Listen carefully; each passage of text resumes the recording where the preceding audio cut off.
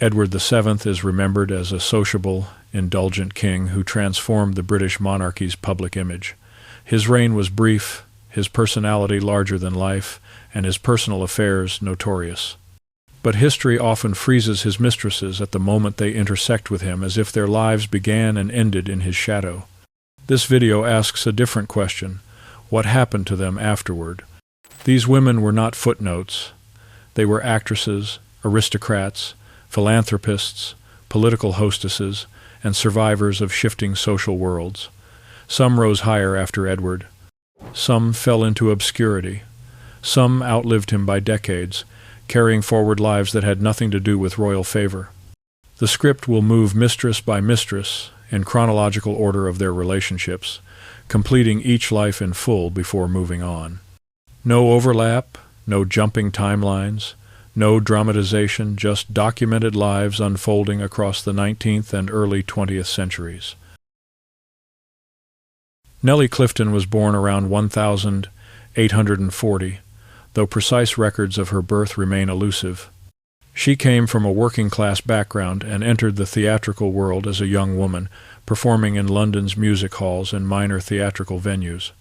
The entertainment industry offered one of the few paths for women of limited means to achieve financial independence, though it came with significant social stigma. By the early 1860s, Clifden had established herself on the margins of London's theatrical scene. She was not a leading actress, but she moved within circles where social boundaries were more fluid than in respectable Victorian society.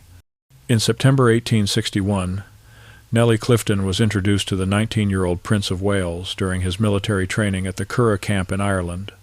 The prince's fellow officers arranged the encounter as a practical joke, smuggling Clifden into the camp to entertain the young heir to the throne. The affair was brief, lasting only days, but its consequences extended far beyond the immediate participants. Word of the liaison reached Queen Victoria and Prince Albert, who were horrified. Prince Albert traveled to Cambridge in late November to confront his son directly about the matter. Albert fell ill shortly after returning from Cambridge and died on the 14th of December 1861. Queen Victoria, in her grief, partially blamed her son's indiscretion for her husband's death, though Albert had been unwell before the Cambridge visit. The incident shaped Victoria's view of her son's character for years to come.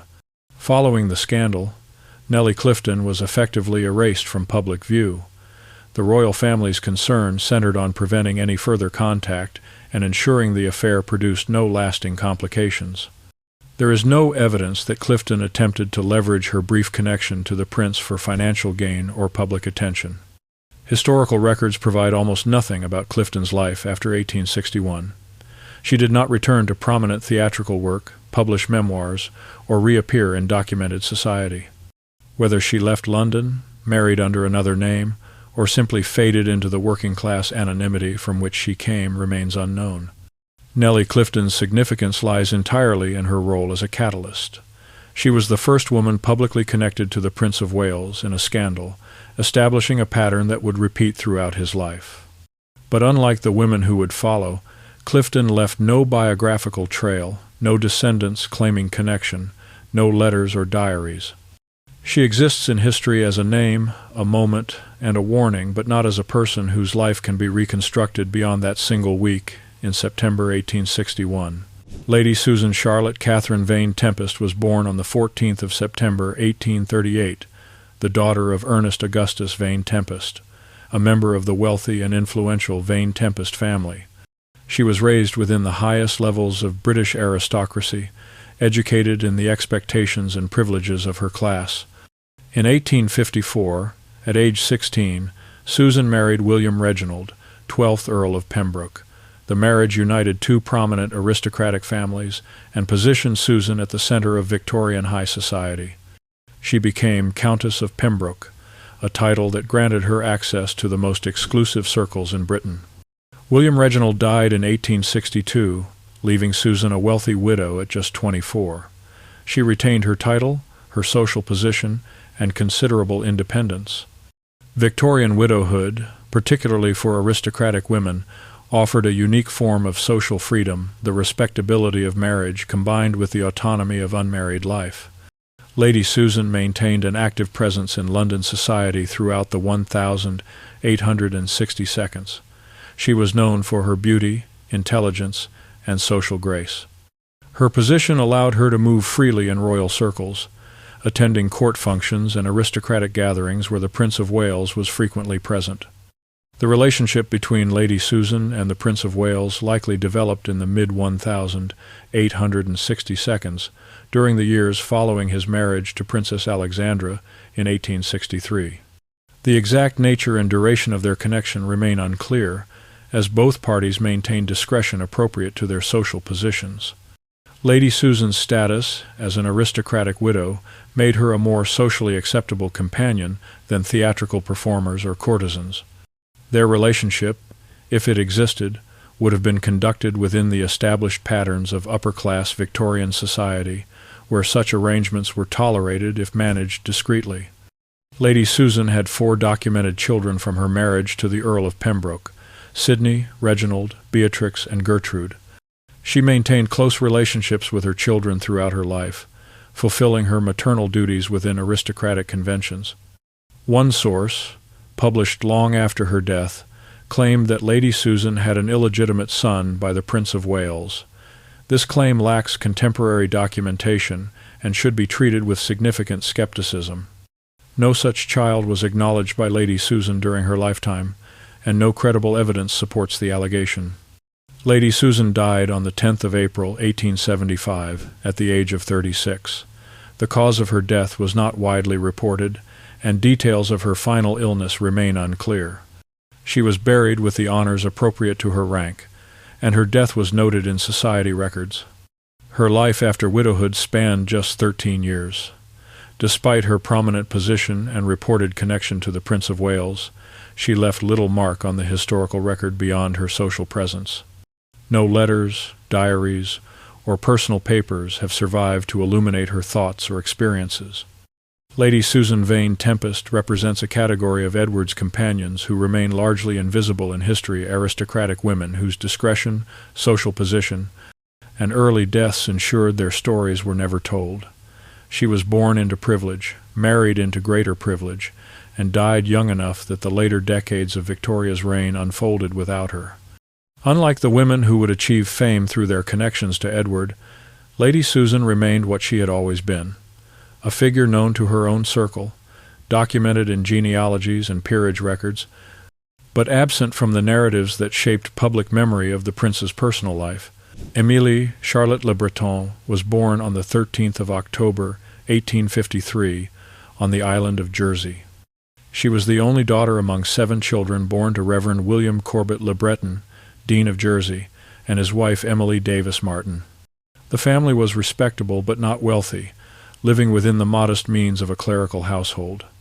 Lillie, as she was universally known, grew up in a rural island setting far removed from London society.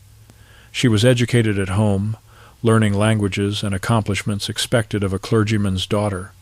Her extraordinary beauty became apparent in adolescence, though her prospects seemed limited to the social circle of Jersey's minor gentry. In March 1874, Lillie married Edward Langtry, an Irish widower and shipowner significantly older than herself. The marriage offered financial security and, more importantly, an escape from Jersey. The couple moved to London, where they lived beyond Edward Langtry's means in fashionable addresses. Lillie's entry into London high society came through chance and beauty. In May 1876, she was introduced at a party hosted by Lady Sebright. Her appearance caused an immediate sensation. Within weeks, she had become the most sought-after guest in aristocratic drawing rooms, invited everywhere, painted by the leading artists of the day. Lillie Langtry became Victorian Britain's first true celebrity in the modern sense.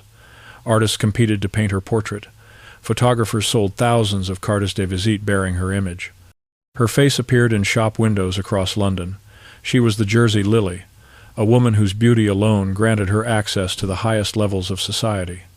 This celebrity was unprecedented, previous beauties had been admired within their own social circles, but Lillie's image was commercialized and distributed to a mass audience. She became a public figure without having accomplished anything beyond being extraordinarily beautiful and socially adept. The Prince of Wales first noticed Lillie at a dinner party in May 1877. Their relationship developed quickly and became the subject of widespread gossip, though both maintained public discretion. The prince escorted her to theatrical performances, hosted her at Marlborough House, and made their connection unmistakable to London society. The affair lasted from 1,877 to approximately 1,880. During these years, Lillie occupied a unique position, neither aristocrat nor actress, but a woman whose beauty and royal favor placed her at the center of social attention. Princess Alexandra tolerated the arrangement with her characteristic grace, occasionally even including Lillie in gatherings. The relationship ended gradually rather than through dramatic rupture. By 1880, the prince's attentions had shifted to new companions.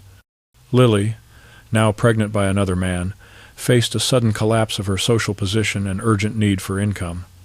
In December 1881, Lillie gave birth to a daughter, Jean-Marie Langtry, known as Jeanne. The child's father was Prince Louis of Battenberg, who provided some financial support but no public acknowledgement. Lillie's husband Edward, though aware of the situation, eventually agreed to a separation.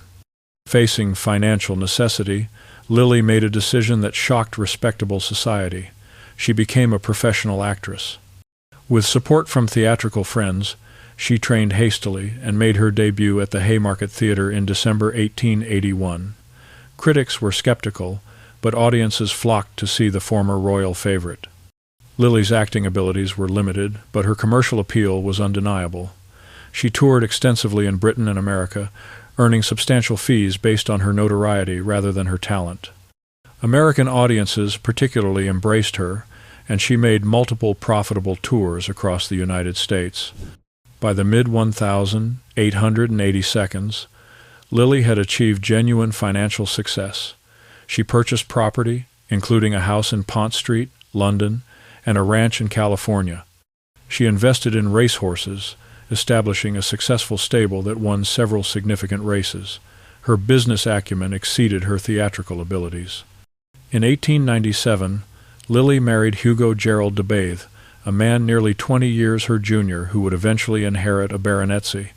The marriage provided respectability but was not close.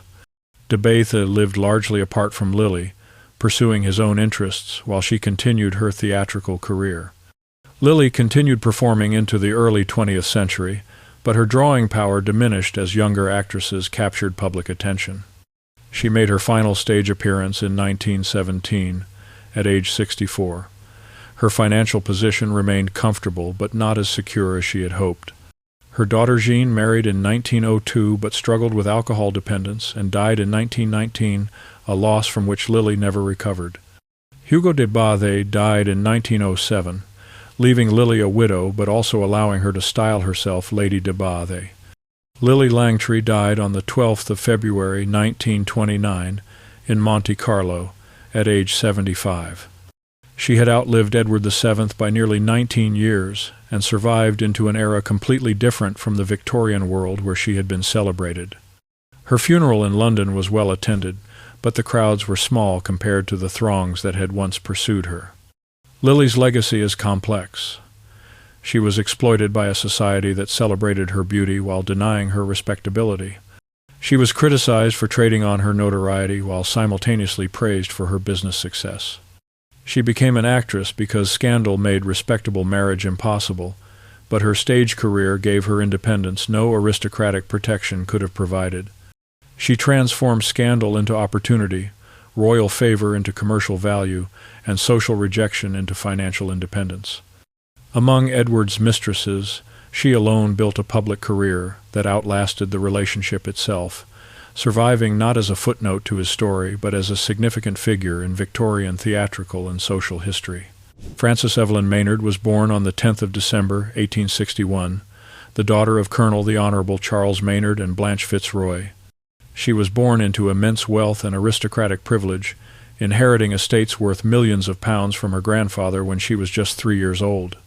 Daisy, as she was known throughout her life, grew up in multiple grand houses, including Easton Lodge in Essex. She was educated privately, trained in the accomplishments expected of an aristocratic heiress, and groomed from childhood to occupy a position at the pinnacle of British society. In April 1881, at age 19, Daisy married Francis Greville, Lord Brooke, heir to the Earl of Warwick. The marriage united two wealthy aristocratic families and positioned Daisy as one of the most prominent young women in Victorian high society. When her husband succeeded to the earldom in 1893, she became Countess of Warwick. Daisy quickly established herself as a leading society hostess. Easton Lodge became famous for elaborate weekend parties where aristocracy, politicians, and carefully selected celebrities mingled. She was beautiful, wealthy, charming, and politically adept, everything Victorian high society valued in a great lady. Daisy's relationship with the Prince of Wales began in 1889 and lasted approximately 9 years, making it one of his longest and most significant affairs. She met Edward through elite social circles and quickly became his favored companion, displacing previous favorites. During their relationship, Daisy wielded considerable informal political influence. The prince discussed appointments and policies with her, and she used her position to promote causes and individuals she favored. Easton Lodge became an alternative court where political and social power intersected. The relationship was conducted with the discretion expected of their class, but it was understood throughout upper-class society. Princess Alexandra maintained her usual forbearance, and Daisy's husband Francis accepted the situation as many aristocratic husbands did as an inevitable consequence of his wife's position and beauty. Daisy had 5 children with her husband: Leopold, who died in infancy in 1882, Marjorie, born in 1884, Charles Algernon, born in 1885, who died in 1887, another son, also named Leopold, born in 1886, and Maynard, born in 1898. The death of her young son Charles in 1887 affected Daisy deeply, occurring during the years of her relationship with the prince. She maintained close relationships with her surviving children, though her social life and later political activities often took precedence over conventional maternal domesticity. In the late 1892s, Daisy began a surprising ideological transformation. She developed increasingly socialist sympathies, influenced by intellectuals and reformers, including H.G. Wells and Robert Blatchford. By the early 20th century, she had become an open advocate for socialist causes, a radical departure from her aristocratic background. This political shift alienated her from many of her former friends and eventually contributed to the end of her relationship with Edward. By 1898, the prince had moved on to Alice Keppel, who better suited his desire for uncomplicated companionship. Daisy's transformation from society hostess to political activist was already underway. Despite her enormous inherited wealth, Daisy's finances deteriorated steadily throughout her life.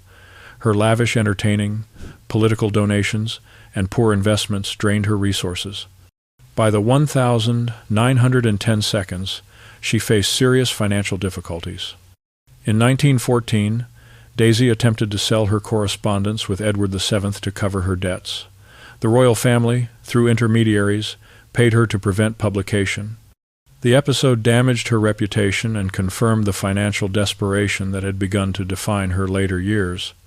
Daisy's final decades were marked by continued financial struggles and political activism. She joined the Labour Party, wrote socialist pamphlets, and lectured on social reform. Her political work was sincere but never effective. She lacked the discipline and focus to become a significant reformer. She sold Easton Lodge and moved to smaller residences. Her children maintained relationships with her but were often embarrassed by her political activities and financial scandals. The woman who had once hosted kings now struggled to pay basic expenses. Daisy Greville died on the 26th of July, 1938, at age 76. She had outlived Edward VII by 28 years and survived to see a world completely transformed from the Victorian society she had once dominated. Her obituaries struggled to assess her life. Was she a hypocrite who espoused socialism while clinging to aristocratic privilege? Or a genuine convert whose political awakening deserved respect despite her inability to effectively implement her ideals? Daisy represents the most dramatic transformation among Edward's mistresses, from the epitome of aristocratic frivolity to a passionate, if ineffective, advocate for social reform. Her life after Edward demonstrated that royal favor could not permanently define a woman's trajectory, that positions at the center of society could dissolve, and that ideological transformation could occur even among those who seemed most firmly rooted in the old order. Henriette Rosine Bernhardt was born on the 22nd of October, 1844, in Paris. Her mother was a courtesan, her father uncertain. She was placed in a convent school as a young child, emerging at age 16 to reluctantly pursue the theatrical career her mother's protector had arranged. Sarah, as she became known, attended the Conservatoire de Musique et Déclamation and made her debut at the Comédie Française in 1862. Her early performances were unsuccessful. She left the theater for several years, returning only after financial necessity and personal crisis forced her to reconsider her options. By the 1,872nd, Sarah Bernhardt had developed into one of France's leading actresses. Her performances combined emotional intensity with technical skill, and her willingness to tackle demanding classical roles set her apart from contemporary actresses. Her portrayal of Phèdre in 1874 established her as a serious artist. Sarah's fame expanded beyond France through international tours. She performed in Britain, America, and across Europe, commanding unprecedented fees and attracting enormous audiences. She became the first truly international theatrical star, with her face recognized on multiple continents. Sarah's personal life was unconventional by any standard. She had numerous affairs, including relationships with several prominent men in French society. In 1864, she gave birth to a son, Maurice Bernhardt, whose father was Belgian Prince Henri de Ligne. She raised Maurice herself, maintaining a close relationship with him throughout her life. In 1882, Sarah married Aristide de Mala, a Greek actor and morphine addict. The marriage was disastrous and brief, though they never formally divorced. De Mala died in 1889, leaving Sarah a widow in name if not in practice. Sarah Bernhardt's association with the Prince of Wales is documented primarily through social encounters rather than evidence of a sustained intimate relationship. Edward attended her London performances and occasionally entertained her at social functions. Some contemporary gossip suggested a closer connection, but credible evidence is absent. The Prince of Wales admired talented performers and enjoyed being seen with celebrities. Sarah represented French sophistication and artistic achievement qualities Edward valued. Whether their relationship extended beyond admiration and social acquaintance remains unproven. Most serious biographers of both figures treat the alleged affair with skepticism. Given the lack of reliable evidence, Sarah Bernhardt should be understood as someone within Edward's extended social orbit rather than a confirmed mistress. The distinction matters in historical accuracy, even if contemporary gossip drew no such lines. Sarah continued performing well into her 70s. In 1915, at age 70, she had her right leg amputated due to injury complications, but returned to the stage within months. She performed from a chair, refusing to allow physical limitation to end her career. Her final performance occurred in 1922. She died on the 26th of March 1923, in Paris, at age 78. Her funeral became a massive public event, with thousands attending to honor France's greatest actress. Sarah Bernhardt's legacy transcended any rumored connection to Edward VII. She was a pioneering professional woman who achieved international fame through talent rather than beauty or social position. She transformed theatrical performance, established new standards for artistic dedication, and demonstrated that women could build independent careers on their own terms. Her possible inclusion among Edward's mistresses represents historical speculation rather than documented fact, a reminder that proximity to power and confirmed intimacy are not the same thing. Catherine Jean Schneider was born on the 30th of April, 1833, in Bordeaux, France. She came from a working-class background and showed early musical talent. As a teenager, she pursued vocal training and began performing in provincial theaters under the stage name Hortense Schneider. By her early 20s, Hortense had moved to Paris and established herself in the city's operetta world. Her voice was pleasant rather than exceptional, but her stage presence and ability to combine singing with comedic acting made her increasingly popular. Hortense's career transformed when she began working with composer Jacques Offenbach. She created leading roles in several of his operettas, including La Belle Hélène in 1864 and La Grande Duchesse de Gerolstein in 1867. These performances made her the most famous operetta singer in Europe. La Grande Duchesse de Gerolstein particularly became a phenomenon during the 1867 Paris Universal Exposition. European royalty and nobility attending the exposition flocked to see Hortense's performance. She became a celebrity across the continent, her face recognized from London to St. Petersburg. Hortense's celebrity attracted attention from European aristocracy and royalty. She was known to socialize with wealthy patrons and was rumored to have had affairs with several prominent men, including Napoleon III of France and possibly various German princes. The Prince of Wales, visiting Paris for the 1867 exposition, attended La Grande Duchesse de Gerolstein and reportedly met Hortense socially. Some sources claim a brief affair occurred during this period, but contemporary documentation is absent. The claim rests primarily on gossip recorded decades later. Hortense was notorious for her relationships with powerful men, and she made little effort to dispel rumors that enhanced her reputation. Whether Edward was among her conquests or simply among the many European notables who admired her performances cannot be established with certainty. Hortense's career as a leading performer lasted through the 1872. As she aged and vocal quality declined, she appeared less frequently in major roles. She had accumulated substantial wealth from her performances and patronage, allowing her to retire comfortably. In 1888, at age 55, Hortense married a man significantly younger than herself, though details of this marriage are scarce. She withdrew from public life, living quietly in Paris and later in the French provinces. Hortense Schneider died on the 6th of May, 1920, in Paris, at age 87. She had outlived her fame by decades, surviving into a world where her particular style of operetta had become dated. Her obituaries noted her once great celebrity, but focused primarily on her theatrical achievements rather than her personal life. Hortense represents the difficulty of separating documented history from contemporary gossip. She was certainly famous, certainly moved in elite circles, and certainly encountered the Prince of Wales. Whether their interaction constituted an affair or simply mutual admiration across social boundaries remains impossible to verify. Her inclusion in any list of Edward's mistresses should be clearly marked as speculative, a possibility based on circumstantial evidence and reputation rather than confirmed documentation.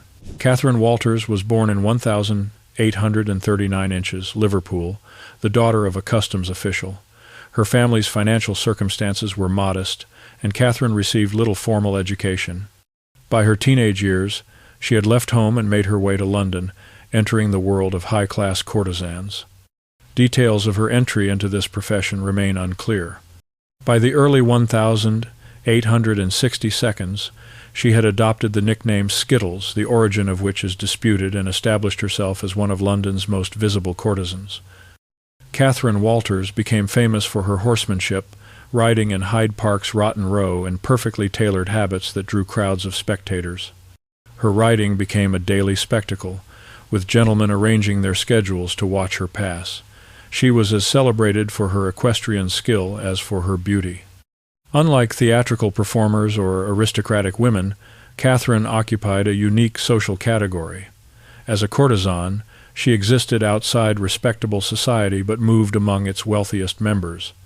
She was received in certain aristocratic homes, maintained relationships with prominent men, and accumulated significant wealth through her profession. Catherine was known for exceptional discretion. She never published memoirs, never sold letters, and never publicly identified her patrons. This professional reliability made her particularly valuable to the elite men who supported her. They could trust that their reputations would remain protected. She maintained long-term relationships rather than pursuing brief encounters.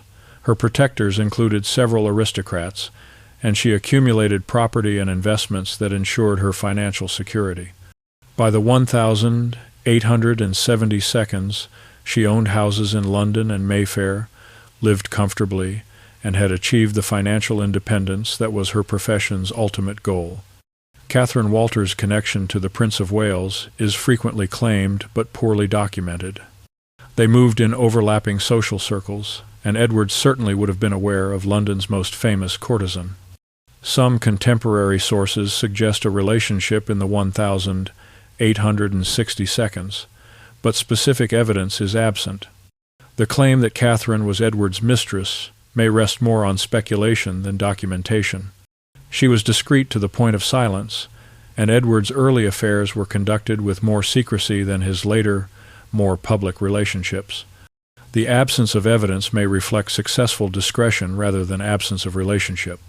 Given the uncertainty, Catherine should be understood as possibly connected to Edward but not definitively confirmed another figure where reputation and reality remain difficult to separate.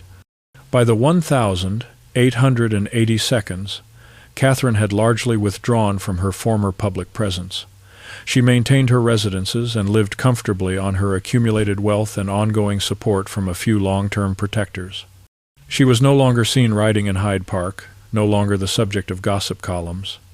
She lived quietly in her London house, occasionally traveling, maintaining friendships within a small circle of former courtesans and sympathetic aristocrats. She had achieved what few women in her profession managed: a comfortable, secure middle and old age. Catherine Walters died on the 4th of August, 1920, at age 81. Her estate was valued at approximately £4,000, a comfortable sum, though far less than the wealth she had once possessed. She left her belongings to loyal servants and friends, with no family mentioned. Her obituaries were surprisingly respectful, noting her beauty, discretion, and the fact that she had never exploited her position for public gain. In an era when Victorian courtesans were usually dismissed or condemned, Catherine received measured acknowledgment of her unique position. After her death, mythology grew around Catherine Walters. She became a symbol of Victorian hypocrisy, the courtesan entertained by the very society that officially condemned her existence. Stories multiplied, many unverifiable, claiming relationships with various prominent men. Catherine represents the difficulty of documenting lives deliberately lived in discretion. Her inclusion among Edward's mistresses is plausible but unproven, based on circumstantial evidence and the logic of their overlapping worlds rather than explicit documentation. Agnes Keyser was born on the 15th of September, 1852, into a wealthy Jewish family. Her father, Charles Keyser, was a successful stockbroker who had amassed considerable wealth through the City of London's financial markets. Agnes grew up in privilege, educated privately, and raised with expectations of philanthropic service. Unlike many wealthy women of her era, Agnes showed early interest in practical charitable work rather than purely social activities. She was influenced by her family's tradition of philanthropic engagement with London's poor and marginalized communities. In the 1892, Agnes became increasingly involved in medical charitable work. She was particularly concerned with the treatment of wounded or ill military officers, who often lacked adequate care despite their service. Existing military medical facilities focused on ordinary soldiers, leaving officers without appropriate treatment venues. Agnes's sister Fanny shared her philanthropic interests, and together they developed plans for a private hospital that would provide care specifically for military officers. This was an unusual focus. Most charitable medical work targeted the poor, not the relatively privileged officer class. In 1899, Agnes and Fanny Keyser opened a small private hospital at their home in Grosvenor Crescent, London. Initially called simply Sister Agnes's Hospital, it provided care for officers wounded in the Boer War. The hospital quickly proved its value, offering high-quality medical treatment in comfortable, dignified surroundings. The hospital expanded rapidly, eventually moving to larger premises. Agnes administered the facility personally, raising funds, managing staff, and often personally nursing patients. Her dedication and organizational skills made the hospital a model institution. Agnes Keyser's relationship with the Prince of Wales developed during the 1892 and continued through his reign as king. The nature of their connection remains somewhat unclear. Contemporary sources describe it variously as a close friendship, a romantic relationship, or something between these categories. What is clear is that Edward valued Agnes's company and trusted her discretion. Unlike his more public relationships with society beauties, his connection to Agnes was quiet, private, and apparently based on genuine affection and shared values rather than social display. Agnes occupied a unique position among Edward's female companions. She was neither an aristocrat seeking social advancement nor an actress or courtesan. She was a wealthy, independent woman engaged in serious philanthropic work who happened to maintain a close personal connection with the king. During Edward's final years, and particularly during his final illness in May 1910, Agnes Keyser was among the small circle permitted access to him. She visited him during his last days, though the exact nature of her involvement remains private. Her presence indicated the depth of their connection. She was there not as a public figure, but as someone personally significant to the dying king. Edward's death on the 6th of May, 1910, marked the end of their personal relationship, but not the end of Agnes's work. The hospital she had founded would become her lasting memorial, and her connection to Edward gave it royal patronage and recognition. Following Edward's death, Agnes continued her hospital work with renewed dedication. The institution's association with the late king gave it prestige and helped secure funding. In 1916, the hospital was formally named King Edward VII's Hospital for Officers, officially recognizing its connection to the late king. Agnes remained actively involved in hospital management through World War I, when the facility treated hundreds of wounded officers. Her administrative skills and fundraising abilities kept the hospital functioning through difficult wartime conditions. Agnes Keyser continued her hospital work into her 70s. She remained unmarried, dedicating her life to the institution she had founded. She lived comfortably on her inherited wealth, investing her resources in the hospital rather than personal luxury. Agnes died on the 11th of May, 1941, at age 88. She had outlived Edward VII by 31 years, spending those decades building the institution that would become her primary legacy. Her obituaries focused on her philanthropic achievements, mentioning her connection to Edward VII but not emphasizing it. King Edward VII's Hospital for Officers continues to operate in London, now known as King Edward VII's Hospital. It remains a private hospital serving both military and civilian patients. Agnes Keyser's name is remembered in the hospital's history as its founder and driving force. Agnes represents a different category of relationship than most of Edward's better-known mistresses. She was not seeking social position, not trading on celebrity, not collecting scandal. She was a philanthropist who maintained a private connection with the king, using whatever influence that connection granted her to advance medical care for military officers. Her life after Edward demonstrated that proximity to royalty could be leveraged for institutional rather than personal gain, and that a woman's significance need not be defined solely by her relationships with powerful men. Alice Frederica Edmonstone was born on the 29th of April 1868 to Mary Elizabeth Parsons and Admiral Sir William Edmonstone, a Scottish aristocrat. She grew up in Scotland within comfortable upper-class circumstances, educated in the accomplishments expected of her station. She was beautiful, charming, and socially adept from an early age. Alice made her debut in London society in the mid-1880s, quickly establishing herself as an attractive and intelligent young woman. She lacked great wealth but possessed beauty, wit, and the social connections necessary for advancement in aristocratic circles. In 1891, Alice married George Keppel, a younger son of the Earl of Albemarle. The marriage was based on affection but offered limited financial security. George had an army officer's modest income and no prospect of inheriting title or great wealth. The Keppels settled into London society, living beyond their means in a fashionable lifestyle neither could truly afford. George was amiable and pleasant, content to support his wife's social ambitions even when they required financial stretching. They had 2 daughters, Violet, born in 1894, and Sonia, born in 1900. By the mid-1890s, Alice had established herself as one of London's most accomplished society hostesses. She possessed the rare ability to make everyone in her presence feel comfortable and valued. She was discreet, intelligent, and beautiful qualities that made her increasingly sought after in elite circles. Alice's social skill extended beyond mere charm.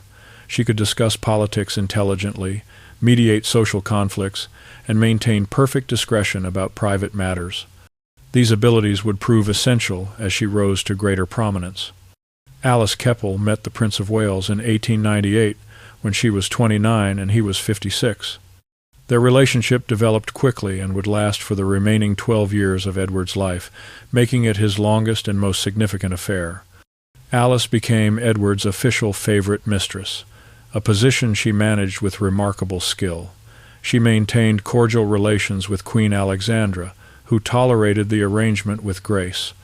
She avoided scandal, never traded on her position for personal gain beyond financial support, and kept Edward's confidences absolutely. The relationship was semi-public within elite society, but managed with such discretion that it caused no major scandal. Alice accompanied Edward to social events, received royal visits at her London home, and traveled with the royal circle. George Keppel accepted the situation, benefiting from the financial support and social position it brought his family. Alice's influence during Edward's reign was considerable, though informal. She advised the king on social matters, helped manage relationships between political and aristocratic circles, and occasionally influenced appointments or decisions through quiet suggestion. She used this influence carefully, never pushing too hard or seeking credit. Edward trusted Alice's judgment in ways he had not trusted earlier mistresses. She was mature, intelligent, and genuinely concerned for his well-being. She managed his moods, facilitated his social life, and provided companionship that was comfortable rather than exciting. Alice's daughters grew up aware of their mother's position. Violet and Sonia were raised in comfortable circumstances, funded largely by Edward's generosity. The family lived in a fashionable London house, entertained extensively, and moved in the highest social circles. Violet Keppel would later become famous as Violet Trefusis, writer and lover of Vita Sackville West. Her turbulent personal life contrasted sharply with her mother's discretion. Sonia Keppel married into aristocracy and became the maternal grandmother of Camilla, Duchess of Cornwall, later Queen Camilla. In May 1910, Edward VII fell seriously ill with bronchitis that rapidly worsened. Alice was summoned to Buckingham Palace and spent time with the dying king, though Queen Alexandra controlled access during the final days. Alice's presence during Edward's last illness indicated her importance to him, though Alexandra ensured that the king's final moments remained within the family. Edward died on the 6th of May, 1910. Alice's position died with him. She was 41 years old. Her 12-year role as royal favorite ended instantly. She faced the challenge of reconstructing her life without the relationship that had defined her social position and provided her income. The months following Edward's death were difficult for Alice. She received no official recognition, no pension, no acknowledgement of her years as the king's companion.